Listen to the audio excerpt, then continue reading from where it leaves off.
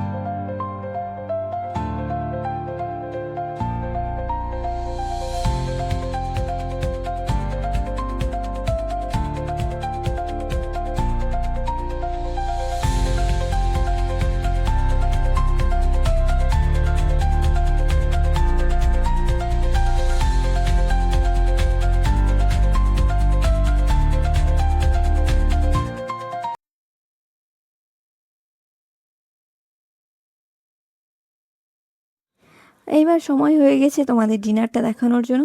ডিনারটা আমি অনেকটা হেভি রেখেছি, কারণ আজ জানি না কোন কোন রাক্ষসে আমাকে পেয়েছে, কিন্তু আমার প্রচণ্ড খিদে পেয়েছে, কেন পেয়েছে নিজেও জানি না। তো চলো খেয়ে নেওয়া যাক।